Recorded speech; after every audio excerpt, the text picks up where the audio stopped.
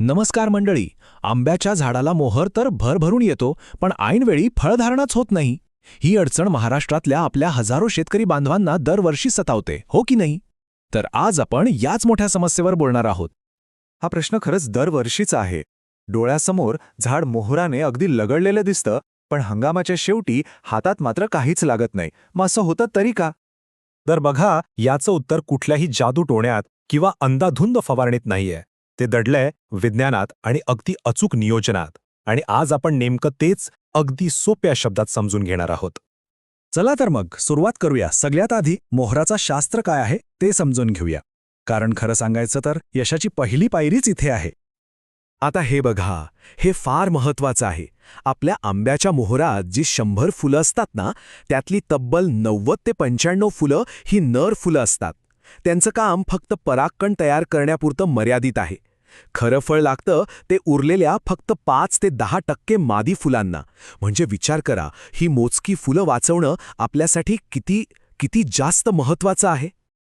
आणि हो, आपण हे डोळ्यांनी बघून सुद्धा ओळखू शकतो. जो मोहर निरोगी असतो ना, तो असा छान फिकट पिवळा किंवा क्रीम रंगाचा दिसतो. त्याचा देठ पण एकदम मजबूत असतो.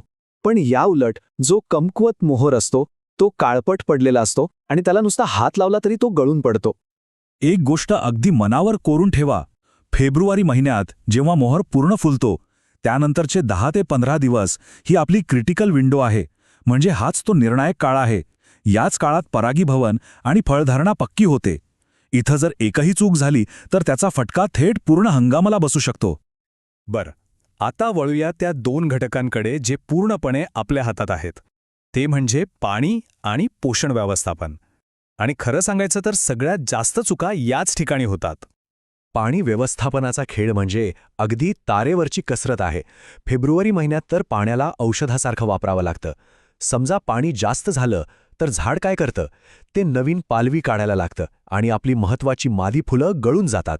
आणि पाणी कमी पडलं तर झाडावर ताण येतो, परागीभवन नीट होत नाही आणि परत फळगळच होते. तर मग पाणी द्यायचं कसं? हा तक्ता बघा. यात वेगवेगळ्या भागांसाठी एक सोपं मार्गदर्शन आहे.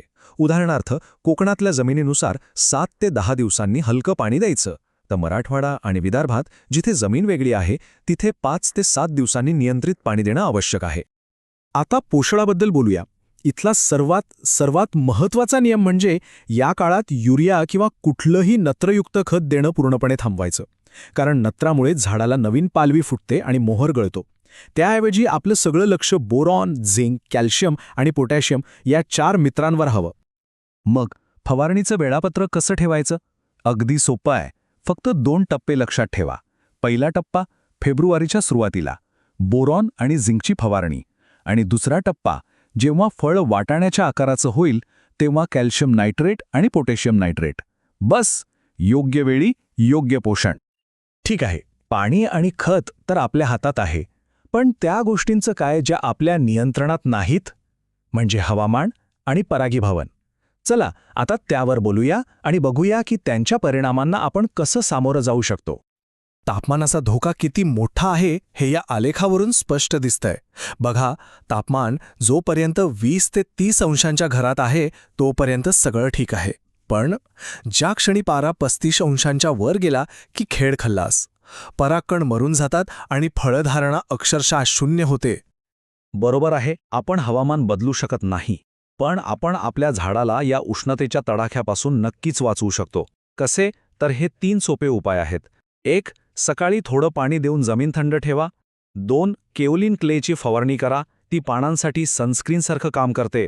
आणि 3. बागेच्या कडेला शेवगा किंवा जांभळासारखी वारा अडवणारी झाडं लावा.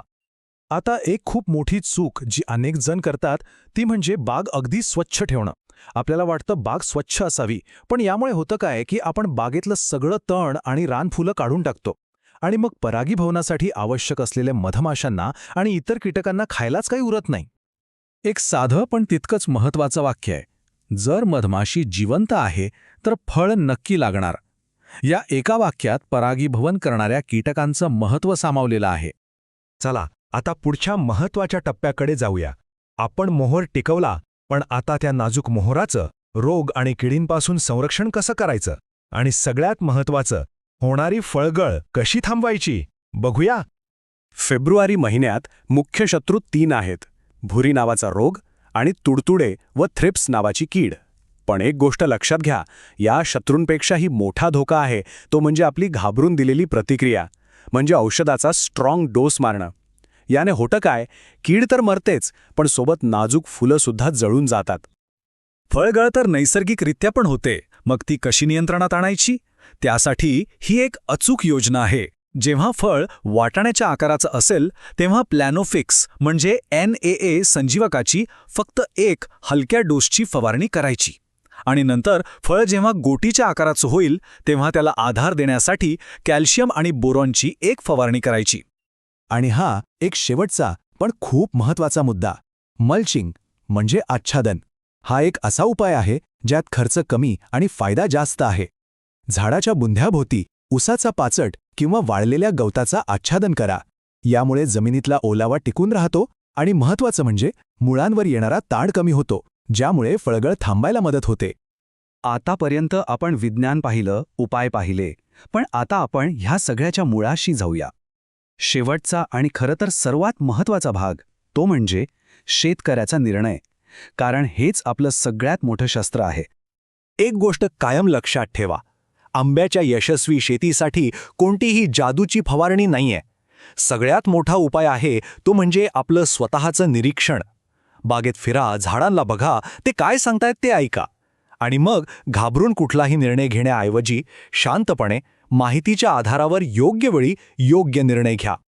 आणि शेवटी एका महत्त्वाच्या विचारानं समारोप करूया. असं म्हणतात की मोहर देव देतो, पण फळ शेतकऱ्याच्या निर्णयावर ठरतं. या वाक्यात खूप मोठा अर्थ दडला आहे. सगळं कौशल्य आणि नियंत्रण हे आपल्याच हातात आहे. जर या चर्चेतून आपल्या विचारांना एक नवी दिशा मिळाली असेल तर हे ज्ञान फक्त आपल्यापुरतं ठेवू नका. याला लाईक करा, सबस्क्राईब करा आणि सगळ्यात महत्त्वाचं म्हणजे आपल्या आसपासच्या शेतकरी बांधवांपर्यंत पोहोचवा. कारण सगळ्यांचा फायदा झाला तरच खरा फायदा आहे.